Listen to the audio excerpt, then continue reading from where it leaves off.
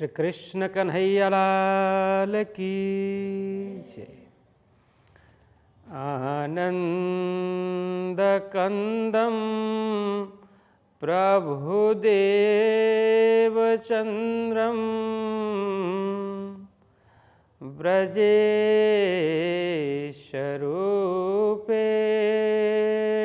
पुरापि जातम् प्रविश्य प्राप्तं प्रियप्राणनाथं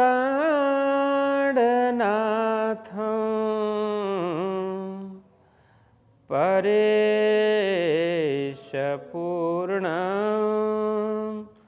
सततं नमामि। ब्रह्मा प्रियाजा गरुडाय जात सर्वस्वपाता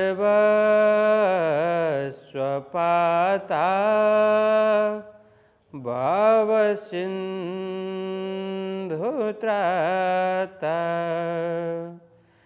विज्ञानदाता निजधर्मधाता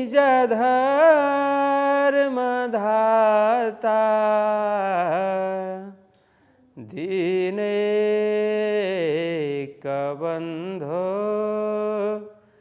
शरणं प्रपद्ये। दीनैकबन्धो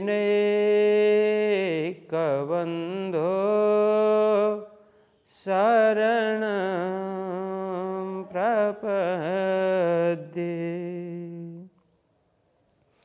श्री कृष्ण कन्हैया लाल की, श्री निजानंद स्वामी की, श्री प्राणनाथ प्यारे की, श्री पाँच नवतन पुरी धाम की, जगत गुरु आचार्य श्री 108 कृष्णमणि जी महाराज की, समस्त सुंदर साथ की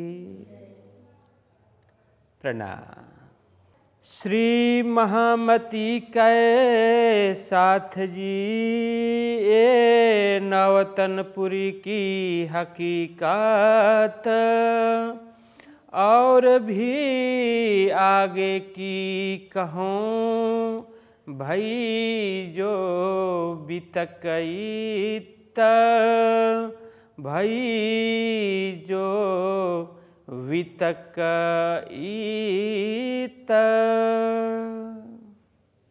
धर्मपुराण सुंदर साक्षी, यह 5वां प्रकरण पूर्ण हुआ। अब आज हम 6वें प्रकरण में प्रवेश कर रहे हैं, जिसका शीर्षक है दर्शन की वितक। अभी तक 5वें प्रकरण में हमने क्या क्या सुना। सद्गुरु श्री देवचंद्र जी महाराज कच्छ में से आकर के जामनगर में राज मंदिर में रहने लगे और वहाँ से श्याम जी के मंदिर में, श्री कृष्ण जी का मंदिर जो श्याम जी के मंदिर के रूप में प्रसिद्ध है, वहाँ पर कांजी भट्ट बड़े प्रखर विद्वान, प्रखर पंडित, ऐसे भागवत के बहुत बड़े पंडित कांजी भट्ट के द्वारा उनके मुखारविंद से श्रीमद् भागवत कथा श्रवण करने लग जाते हैं। अनेक विघ्न बाधाएं आती है, लेकिन उन्होंने अपना संकल्प इतना दृढ़ बना लिया, वे किसी तरह से विचलित नहीं हुए, आगे बढ़ते गए। 14 वर्ष पर्यंत उन्होंने कथा श्रवण की। उसमें लोगों के द्वारा किस प्रकार का व्यवहार होता था, और वे किस प्रकार से लोगों के प्रश्नों के उत्तर दिया करते थे, समाधान कर दिया करते थे, ये सारा प्रसंग हमने 5वें प्रकरण में श्रवण कर लिया। अब हम 6वें प्रकरण में जो दर्शन की बीतक है, शीर्षक ही दर्शन की बीतक नाम से है, तो अब आगे क्या कुछ होने वाला है, सीधा सीधा हम समझ सकते हैं कि सद्गुरु श्री देवचंद्र जी महाराज को अब पूर्ण ब्रह्म परमात्मा के दर्शन होने वाले हैं। तो इसीलिए इस प्रकरण का शीर्षक ही रखा गया दर्शन की बीतक। बोलो कृष्ण कन्हैया लाल की। तो यहाँ कहते हैं, अब कहूँ श्री देवचंद्र जी की जो बातें मूल बुजरक, जो मेहर संयन पर करी शुभानल हक। अब यहाँ कह रहे हैं, अब कहो श्री देवचंद्र जी की। कौन बोल रहा है? कौन कह रहे हैं? नहीं, हाँ, लालदास जी महाराज। जो बीतक लिखने वाले कौन हैं? लालदास जी महाराज। इसीलिए बोल रहे हैं, हे सुंदर साथ जी, अभी तक जो प्रसंग चला, अब मैं क्या प्रसंग चलाने जा रहा हूँ, क्या प्रसंग उद्धृत करने जा रहा हूँ? कहते हैं, अब कहो श्री देवचंद्र जी की। बड़ा ध्यान से सुनना, एक एक पाई पाई, एक एक पद को ध्यान से श्रवण करना, एक एक शब्द को ध्यान देना। अब कहो श्री देवचंद्र जी की। अब मैं कहने जा रहा हूँ, बताने जा रहा हूँ, कहता हूँ क्या? श्री देवचंद्र जी की जो बातें मूल बुजरक। तो अभी तक भी बड़े महत्वपूर्ण प्रसंग चल रहे थे, महत्वपूर्ण कथा चल रही थी, उनकी जीवनी चल रही थी, जीवन में घटित हुई घटनाएं बड़े महत्वपूर्ण थी। लेकिन उन सब में अभी तक जो घटना घटी, अभी तक जो प्रसंग चला, उसमें भी विशेष प्रसंग, या कहने का मतलब है मूल बुजरक का मतलब, मूल मतलब विशेष रूप से, बुजरक मतलब महत्वपूर्ण, श्रेष्ठ, गहन जो बातें, मूल बुजरक का जो विशेष प्रसंग है, अतिशय श्रेष्ठ प्रसंग है, महत्वपूर्ण प्रसंग। बुजरक मतलब श्रेष्ठ, अतिशय महत्वपूर्ण प्रसंग अब मैं यहाँ पर उल्लेख करने जा रहा हूँ। ऐसा बोलते हैं, जो मेहर संयन पर करी शुभानल हक। तो यहाँ मेहर मतलब कृपा, शयन पर मतलब ब्रह्म सृष्टियों के ऊपर, करी शुभानल हक। करी मतलब किया, शुभानल हक मतलब यहाँ सीधा सीधा इसका अर्थ है कि परमात्मा। शुभानल हक, हक मतलब क्या होता है? सत्य।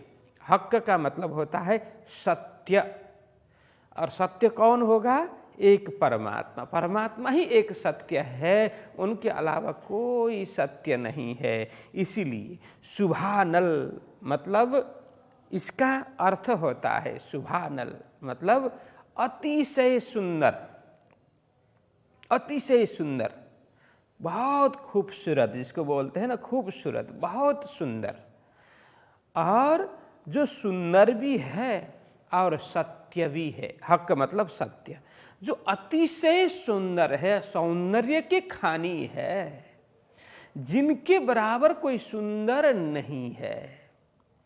ऐसे सुंदर, ऐसे सौंदर्यशाली और सत्य कौन हो सकता है? परमात्मा के अलावा कोई दूसरा सत्य नहीं हो सकता, और उनके बराबर सुंदर भी कोई नहीं हो सकता। इसीलिए तो कहा कि स्वरूप सुंदर सनकुल सकोमल, रूह देख नैना खोल नूर जमाल। कहा ना स्वरूप में, तो उनका स्वरूप भी इतना सुंदर है, वो सत्य है, स्वरूप भी सुंदर है, स्वभाव भी अतिशय कोमल है, अतिशय आकर्षित है। ऐसे तो एक परमात्मा ही हो सकते हैं। इस भाव में है करी शुभानल हक।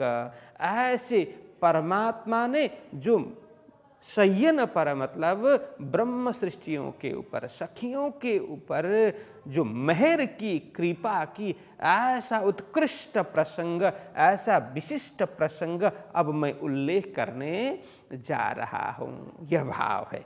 अब आगे श्रवण करते हैं किस तरह से परमात्मा ने कृपा की, परमात्मा की कृपा किस तरह से अवतरित हुई, उसके विषय में हम श्रवण करते हैं। 14 वर्षलो निष्ठाबंध सुना श्री भागवत, जब आवेश लीला भई सब नजरों आया तब। अब आगे यहाँ क्या विचार कर रहे हैं, क्या कह रहे हैं कि पहले 5वें प्रकरण में 34वें चौपाई में आया ना, यूं 14 वर्ष निष्ठाबंध वचन ग्रहे सब सार। 14 वर्ष पर्यंत सदगुरु श्री देवचंद्र जी महाराज ने वचन, जो शास्त्रों के वचन, भागवत के वचन, उपनिषदों के वचन एक एक ग्रहण कर लिया, उसके सारांश को वो एकत्रित कर लिया, सारांश ग्रहण कर लिया। ये प्रसंग आया था तो यहीं बोल रहे हैं 14 वर्ष लो निष्ठाबंध। देखो निष्ठाबंध किसको बोलते हैं, पता है? निष्ठाबंध किसको बोलते हैं? हाँ, निष्ठा मतलब क्या है? हैं? निष्ठा मतलब है दृढ़ता के साथ में, एकाग्रता के साथ में, प्रेम पूर्वक, श्रद्धा पूर्वक, भाव पूर्वक। एक दिन आया, एक दिन नहीं आया, ऐसा हो तो निष्ठा कहते हैं? नहीं। कैसा भी हो, किसी भी परिस्थिति में हो, मुझे ये काम सिद्ध करना है, मतलब सिद्ध करना है।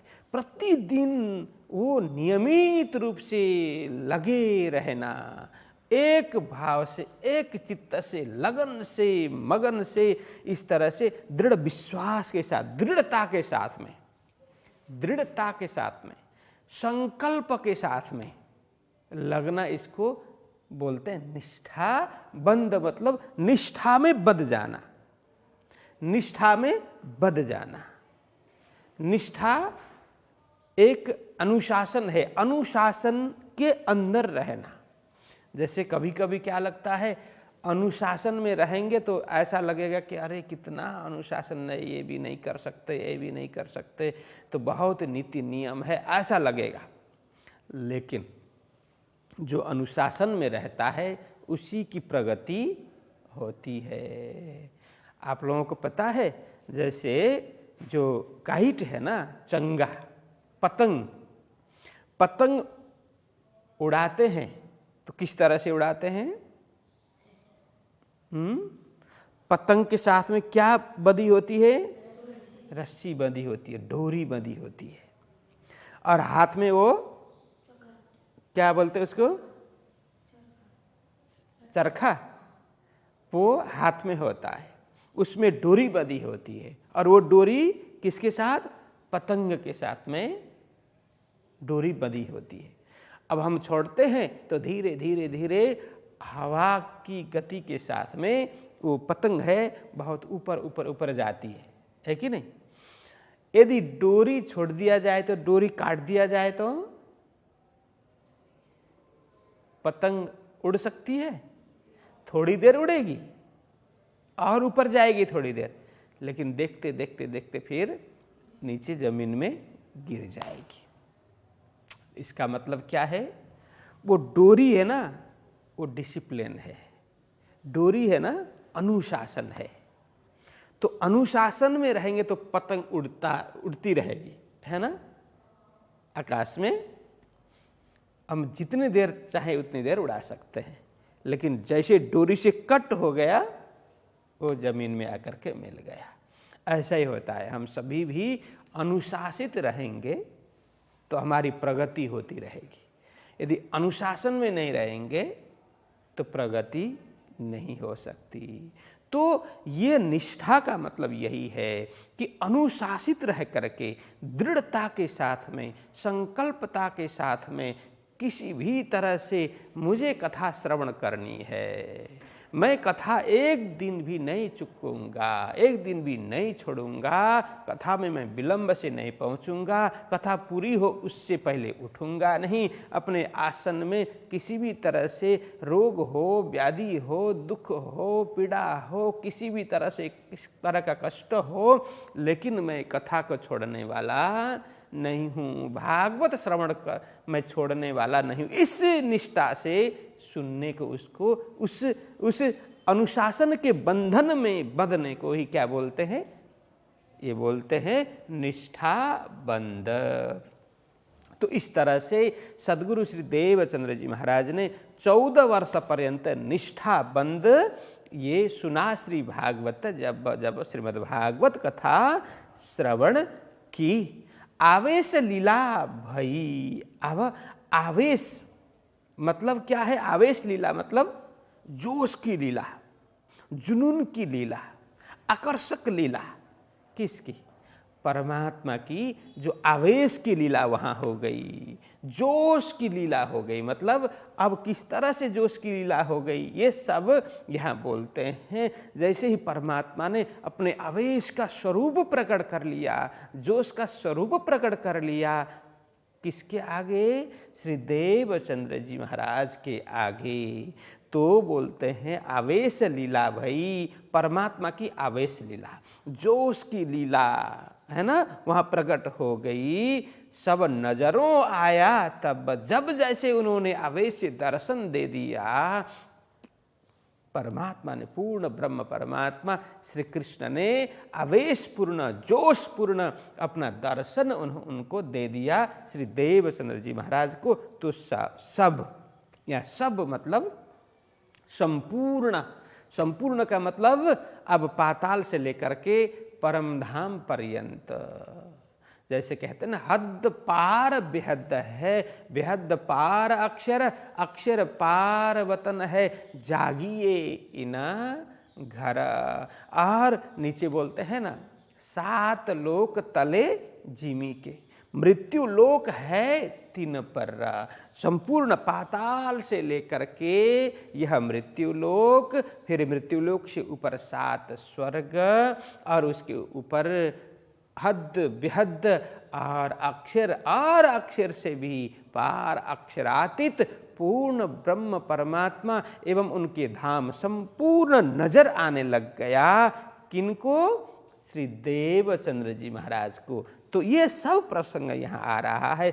सब नजरों आया तब, सब देवचंद्र जी महाराज की दृष्टि में, मतलब उनके हृदय में सब कुछ भासित तो होने लग गया। सब देवचंद्र जी महाराज देखने लग गए।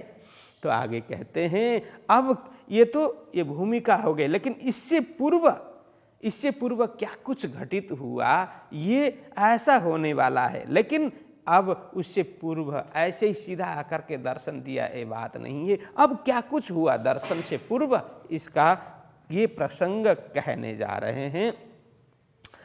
तब कसनी भई आकार को। हाँ, अब ये कथा श्रवण करते जा रहे थे। 14 वर्ष हो गए थे। अनेक कष्ट, अनेक पीड़ा, अनेक दुख तो बीच में आए ही थे, लेकिन अब सबसे ज्यादा अब परीक्षा की घड़ी आती है। यहाँ कहते हैं, तब कसनी भई आकार को, इन समय इन ठौरा, पर नजरों कछु न आइया, दज्जाल लड़ने लगा जोरा। अब देवचंद्र जी महाराज के जीवन में क्या हुआ? तब कसनी भई आकार को, आकार मतलब शरीर। अब शरीर में कष्ट होने लगा, पीड़ा होने लगी। देवचंद्र जी महाराज के शरीर को पीड़ा होने लगी।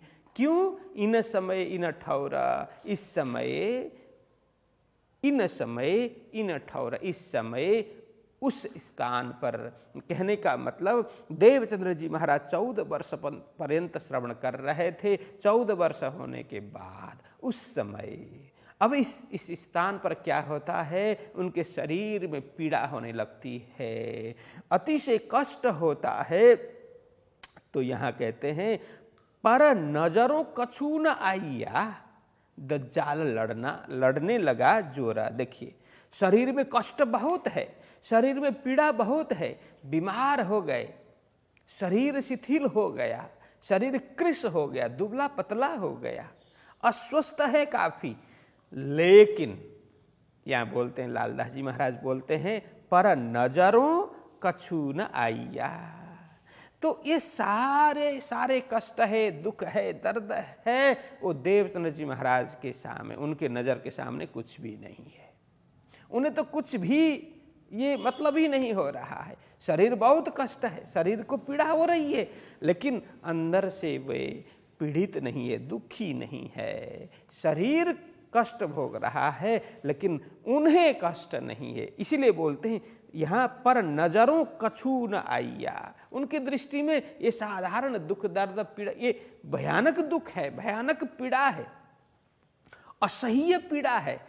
फिर भी देवचंद्र जी महाराज बोलते हैं उनके नज़र में तो ये कुछ भी नहीं है, क्योंकि उनकी दृष्टि आत्मभाव में टिकी हुई है। इसलिए वो इससे दुखी नहीं हो रहे हैं, विचलित नहीं हो रहे हैं। तो कहते हैं दज्जाल लड़ने लगा जोरा, लेकिन जो दज्जाल है, दज्जाल मतलब धोखेबाज, धोखा देने वाला, उसको बोलते हैं दज्जाल का मतलब है धोखा देने वाला, दगा देने वाला।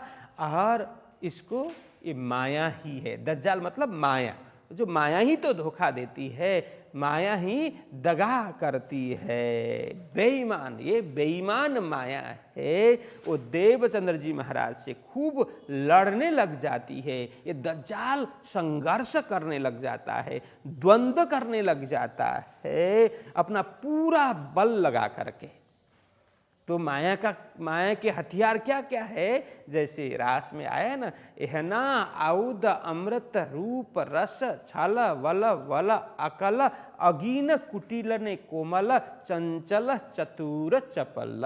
ये रास में माया के ये हथियार के विषय में वर्णन आया।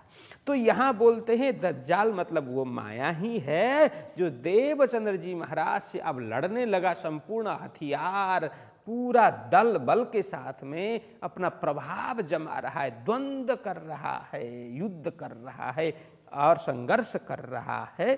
तो यह कहने का मतलब, लेकिन देवचंद्र जी महाराज डटे रहे, उनसे युद्ध करते रहे, कभी पीछे मुड़ करके नहीं देखा। वो समझते हैं माया तो मेरे सामने कुछ भी नहीं है, तुच्छ है, ये दज्जाल की शक्ति कब तक मुझसे युद्ध करती रहेगी, मैं भी देखूंगा करके वो भी ये डटे रहे। तो यहाँ कहते हैं यहाँ ज्वर आने लगा, एक लंगन भई दोए, श्रवण भंग ना करे, कान बांध सुनने जाए सोए। तो देवचंद्र जी महाराज के शरीर कृश हुआ था, अस्वस्थ हो गए थे। तो यहाँ कसनी आकार को कसनी कष्ट हुआ, किस लिए हुआ था? तो कहते हैं ज्वर आया, बुखार आया। इसीलिए ध्यान से सुनना कि देवचंद्र जी महाराज के शरीर में ज्वर का प्रभाव आया, बुखार चढ़ गया। यहाँ ज्वर आने लगा, तीव्र ज्वर शरीर में चढ़ गया। तो इसके कारण से क्या हुआ, एक लंगन भई दोए। अब देवचंद्र जी महाराज के शरीर में अतिशय तीव्र ज्वर है, इसके प्रभाव के चलते वो अंदर से तो दुखी नहीं है, फिर भी शरीर में ज्वर आ रहा है, तो उनको खाने का मन हुआ नहीं है, उनको भोजन का मन अब नहीं है। तो यहाँ कहते एक लंघन भाई दोए, अब प्रतिदिन भोजन करते थे। यहाँ पर अब लंघन मतलब क्या बोलते हैं, लांघना, उल्लंघन करना। एक सीधा सीधा अर्थ में मतलब अब प्रतिदिन भोजन करते थे, लेकिन अब एक दिन दो दिन इस तरह से भोजन में मन नहीं हो रहा है, भोजन में रुचि नहीं हो रही है, भोजन करना उन्होंने छोड़ दिया क्योंकि मन नहीं है। इसीलिए जो आहार करते थे वो उल्लंघन हो गया, प्रतिदिन आहार करते थे वो उल्लंघन हो रहा है, अब आहार उनको रुचता नहीं है। तो श्रवण भंग ना करे, कान बांध सुनने जाए सोए। लेकिन वो भोजन नहीं कर रहे हैं, कोई बात नहीं, लेकिन कथा श्रवण करने के लिए, भागवत श्रवण करने के लिए वो अपने समय में तैयार होते हैं, समय में पहुंच भी जाते हैं। इसलिए कहते हैं श्रवण भंग ना करे। श्रवण चर्चा, कथा, सत्संग में और भजन कीर्तन में, भागवत श्रवण में वो भंग ना करे मतलब वो नियम टूटने नहीं देते हैं। भंग मतलब टूटना, ठीक है, लेकिन वो नियम टूटने नहीं देते। जैसे हम प्रतिदिन गौरी आरती में बैठते हैं, है ना, गाते हैं, और आज कल गाया बैठ करके, कल गए आज नहीं गए तो वो भंग हो गया ना। लेकिन कल भी गए, आज भी गए, और प्रतिदिन जा रहे हैं, एक दिन भी हम छोड़े नहीं, तो उसको बोलते हैं निष्ठाबंध से। वो भंग किए बगैर, नियम भंग किए बगैर हम गौरी आरती में बैठ रहे हैं, गा रहे हैं, ऐसा कहा जाएगा। तो यहाँ भी सदगुरु जी अब 14 वर्ष से एक दिन भी कथा छोड़े बगैर सुन रहे हैं, श्रवण कर रहे हैं, तो उस नीति नियम, उस नियम को भंग नहीं कर रहे हैं, भंग होने नहीं दे रहे हैं। ये अर्थ है, श्रवण भंग ना करे, कान बांध सुनने जाए सोई। कान बांध करके, ज्वर है और हवा बहुत, उसको बोलते हैं हवा लगने से अधिक पीड़ा होती है, ज्वर का प्रभाव और बढ़ जाता है। इसीलिए वो हवा से बचने के लिए क्या करते हैं, कान बांध करके, कपड़े से अथवा पाग से लपेट करके, कान पूरा ढक करके, लपेट करके, कान से हवा न लगने पाए, इसलिए कान से हवा न लगने पाए कान में, इसीलिए वह पूरा अपने पाग से और किसी वस्त्र से पूरा कान बांध करके, मतलब पाग पहन करके और मस्तक को ढक करके, पूरा पगड़ी की तरफ बांध करके वे जाते हैं। बोलते हैं कान बांध सुनने जाए सोए, कान बांध करके ऐसे सुनने के लिए जाते हैं। आगे कहते 3, 4, 5 भई ज्वर न छूटे जब, ये तो जाए सुनने ये सेवा न छूटे तब। तो यहाँ कहते हैं तो लंघन कितने हो गए, पहले तो कहा 1 लंघन भई, 2 लंघन मतलब 1-2 दिन भोजन नहीं किया।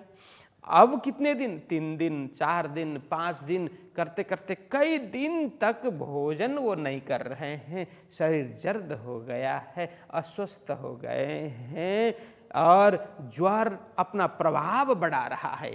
आज से कल, कल से परसों, इस तरह से ज्वर प्रतिदिन वो बुखार तेज होता जा रहा है। ज्वर न छूटे जब, ज्वर का प्रभाव छूट नहीं रहा है, घट नहीं रहा है, ये तो जाए सुनने ये सेवा न छूटे तब। लेकिन ज्वर का कितना भी प्रभाव हो, शरीर कितना भी गर्म हो, शरीर में कितना भी बुखार चढ़ा हुआ हो, सदगुरु जी का नियम है कथा श्रवण करने के लिए जाना। ये तो जाएंगे ही जाएंगे, मतलब ये तो जाए सुनने, ये तो मतलब देवचंद्र जी तो जाएंगे ही श्रवण करने के लिए, ये सेवा न छूटे तब। ये सेवा मतलब क्या है, श्रवण भक्ति, श्रवण भक्ति रूपी सेवा, प्रभु कथा। देखो नवदा भक्ति में क्या आता है, श्रवणम कीर्तनम विष्णु, सबसे पहले श्रवण भक्ति आती है।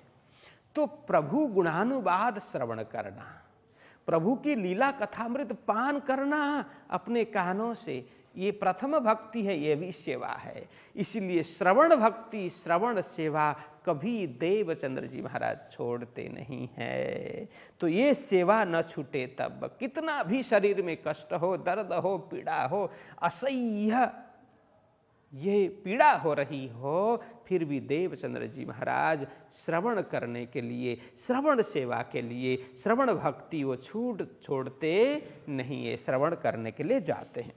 यूं करते 10-12 लो लंघन भई जोरा। देखो 1-2 दिन करते करते करते अब तो 10-12 दिन, यूं करते 10-12 लो लंघन भई जोरा, 10-12 दिन पर्यंत वो भोजन नहीं कर रहे, मतलब दीर्घ उपवास हो गया, दीर्घ उपवास, लंबा उपवास चला, मतलब वो अस्वस्थ है, भोजन रुचता नहीं है, इतना स्वाद बिगड़ गया है, किसी भी भोजन में उनको स्वाद नहीं मिल रहा है।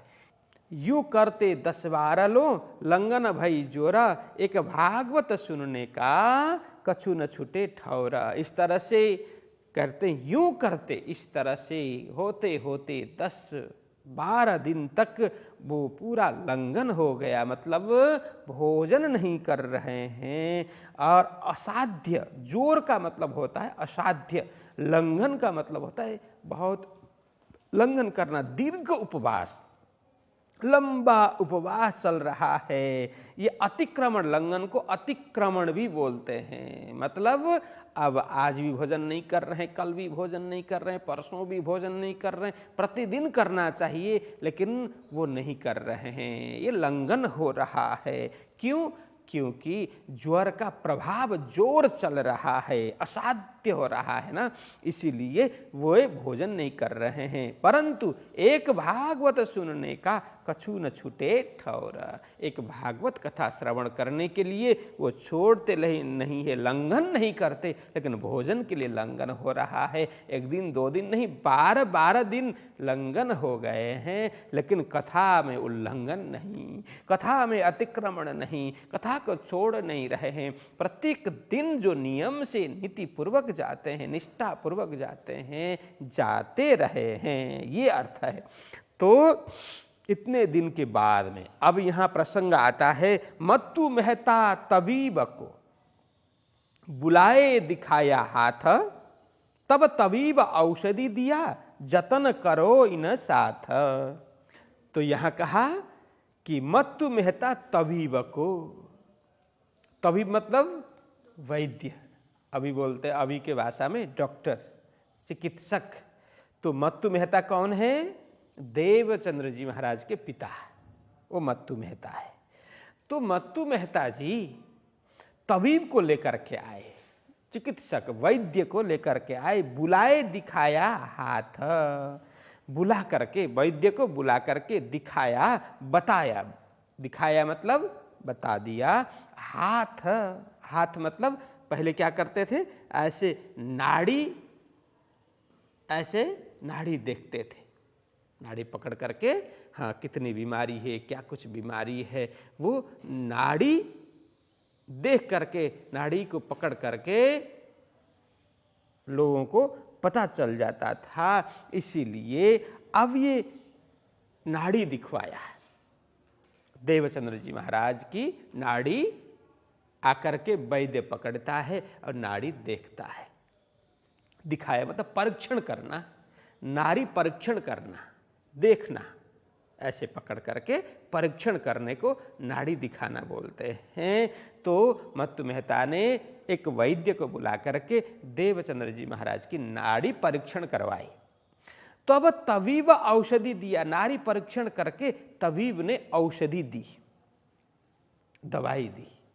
जतन करो इन साथ, औषधि देते हुए उन्होंने क्या कहा, मत्तु मेहता एवं कुंवर भाई माता पिता को क्या कहा, अरे देवचंद्र जी का जतन करना, उनका सार संभाल रखना, सुरक्षित रखना। ये जतन मतलब यह अर्थ में सुरक्षा करो इनकी, क्योंकि ये स्थिति गंभीर है, नाजुक स्थिति है, अवस्था ठीक नहीं है। इसीलिए वैद्य ने कहा मैं दवाई दे देता हूँ, औषधि मैं दे देता हूँ, लेकिन औषधि कब लेना है, किस तरह से औषधि लेनी है, और औषधि लेने के बाद में क्या खाना है और क्या नहीं खाना है, एक एक वस्तु का ध्यान आप लोग रखेंगे।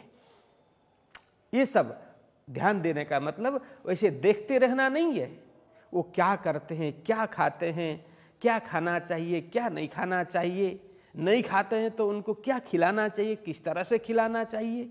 अब तो 12 दिन तक भोजन नहीं कर रहे, इसलिए ऐसे सीधी सीधी औषधि भी नहीं खिला सकते।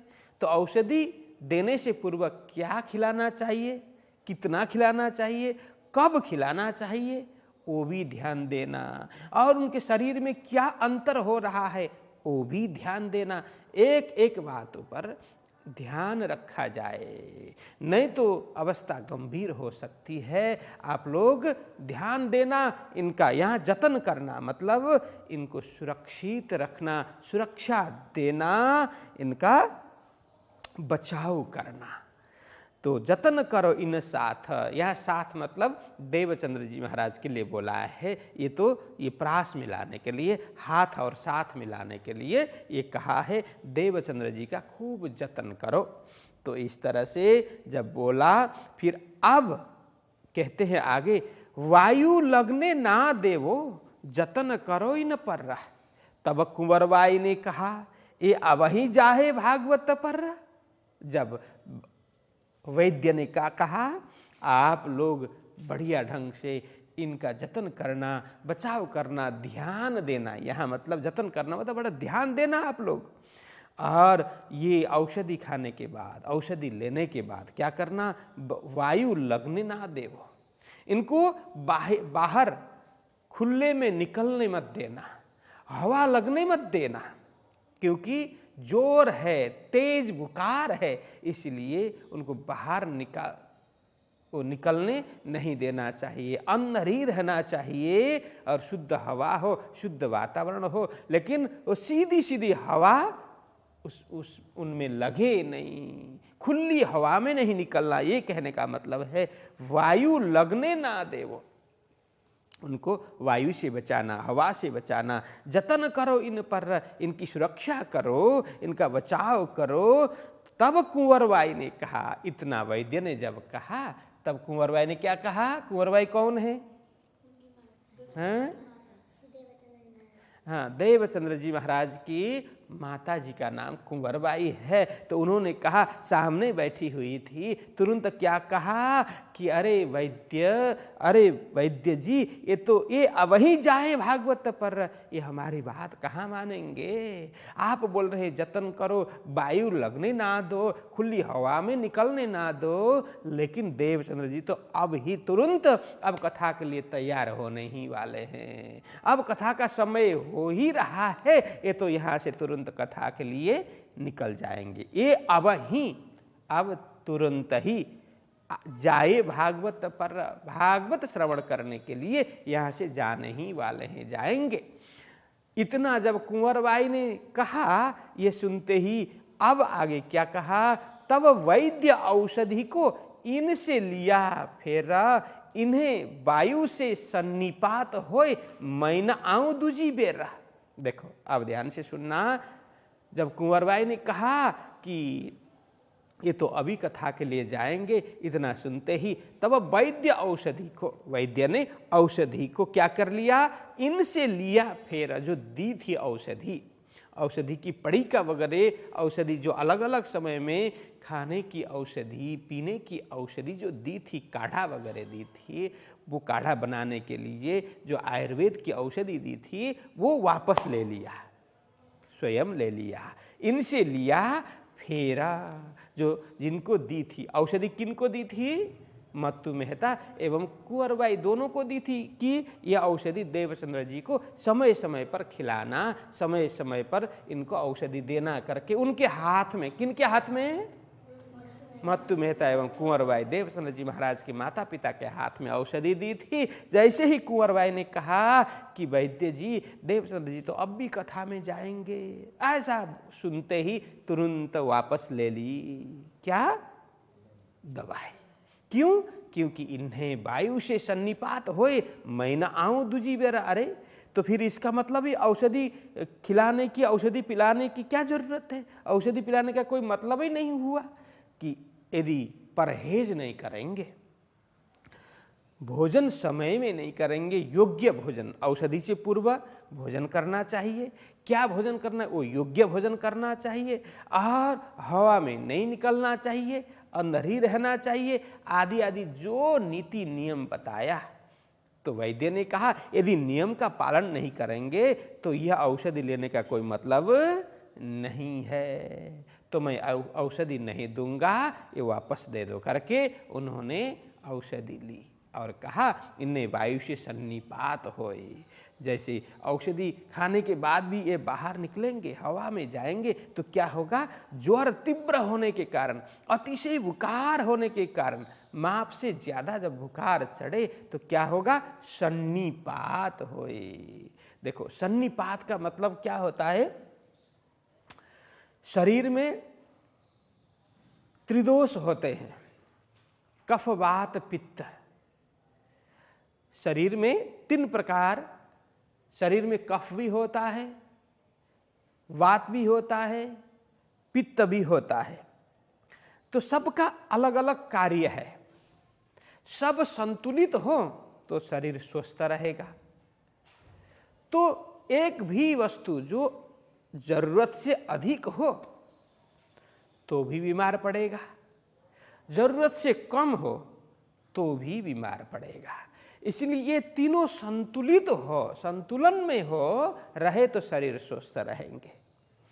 अब यहाँ कहते हैं कि सन्निपात, जब ज्वर तीव्र हो और औषधि पीने के बाद में भी हवा में घूमते रहे और नियम का पालन नहीं करें तो क्या होगा, ये शरीर में कफवात पित्त का प्रकोप बढ़ेगा, ये तीनों का प्रभाव बढ़ जाएगा। ये बढ़ने के कारण शरीर में सन्निपात होगा, उसको सन्निपात बोलते हैं।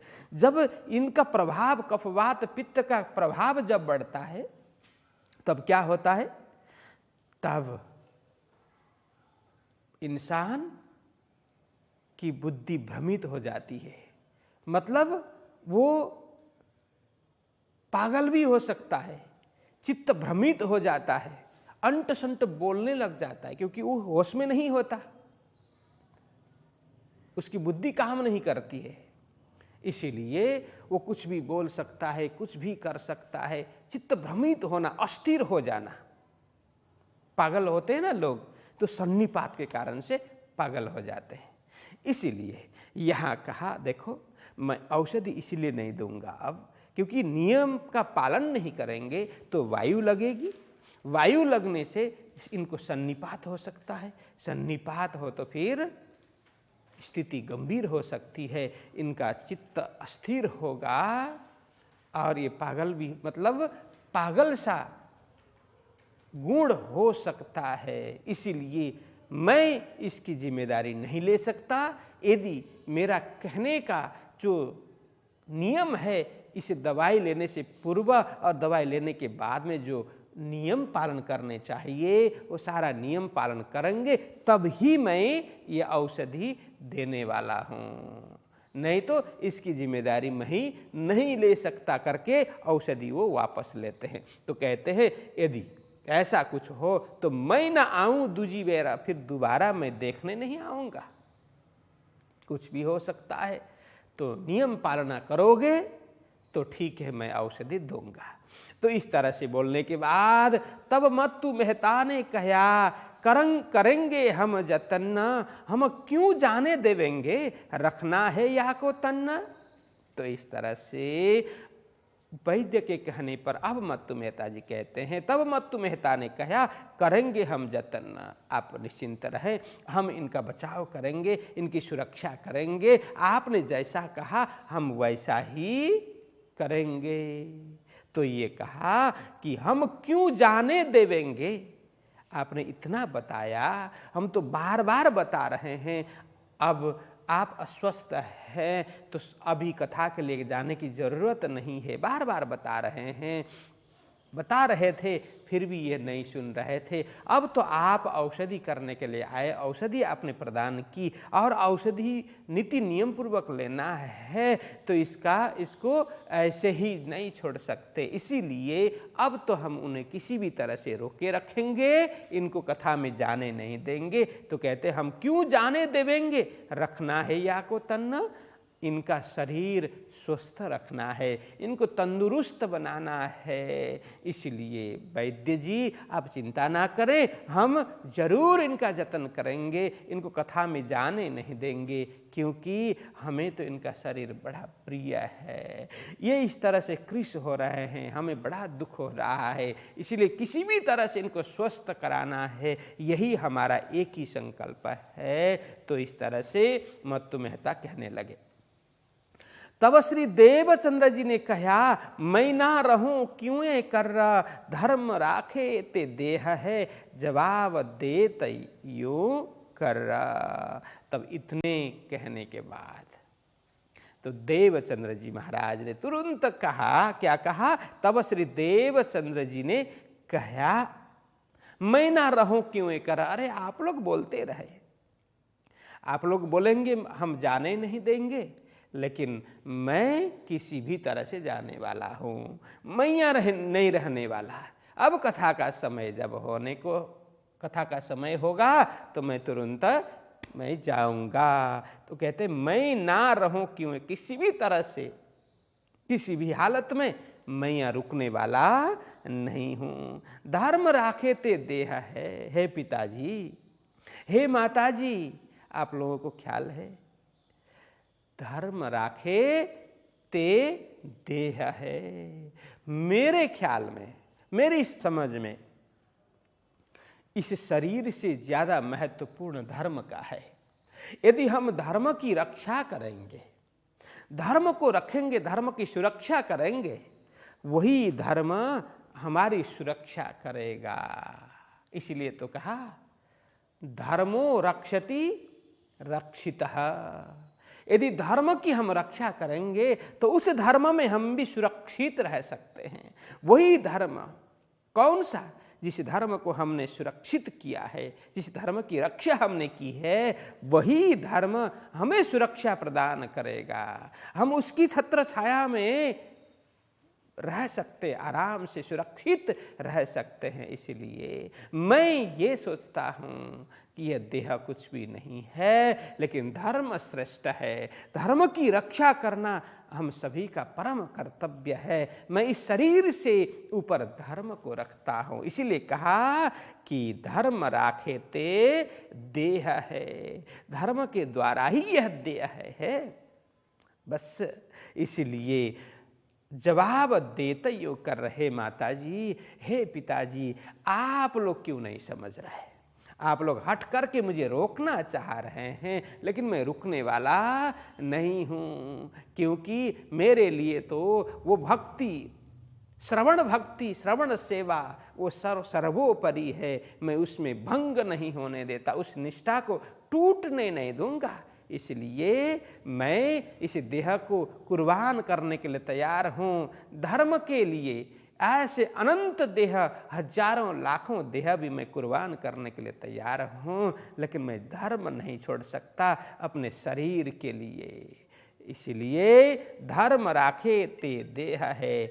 धर्म की सुरक्षा हम करेंगे तो देह तो खुद ब खुद सुरक्षित होगा। मुझे इस देह में कोई पीड़ा नहीं है, कोई कष्ट नहीं है। हाँ, देह में ज्वर है, बुखार है, देखने वालों को है, ये शरीर क्रीश भी हो रहा है, लेकिन मेरा आत्मबल कुछ भी कम नहीं हो रहा है। आत्मबल में कोई भी न्यूनता नहीं आई है। मैं तो उसी उत्साह से, उसी उमंग से कथा में जाने के लिए तैयार हूँ। जवाब देते यूँ कर रहा। इस तरह से देवचंद्र जी महाराज ने जवाब दिया माता पिता को। बोलो कृष्ण कन्हैया लाल की। आज यहीं पर रखते हैं 11वीं चौपाई तक। तो देवचंद्र जी महाराज ने माताजी और पिताजी को बताया कि अब मैं तो कथा में जाने वाला हूँ, मेरे लिए धर्म ही सर्वोपरि है, तो शरीर के लिए मैं धर्म का परित्याग नहीं कर सकता, अपना संकल्प नहीं छोड़ सकता, अपनी निष्ठा को नहीं तोड़ सकता। इसलिए मैं तो जाऊँगा कथा श्रवण के लिए। इस तरह से उन्होंने जवाब दिया। तो चलिए अब इसको चौपाई दोहराते हैं। जवाब देत यूं कर,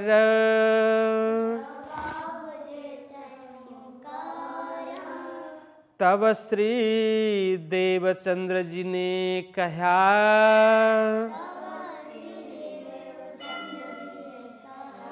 मैं ना रहूं क्यों ये कर,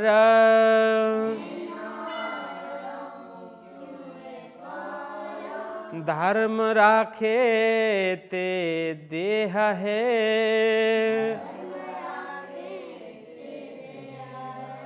जवाब देत यूं कर,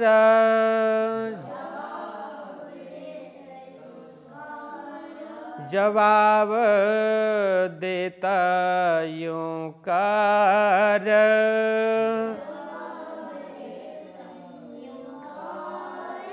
बोलिए कृष्ण कन्हैया लाल की। श्री सतगुरु महाराज की, श्री प्राणनाथ प्यारे की जय।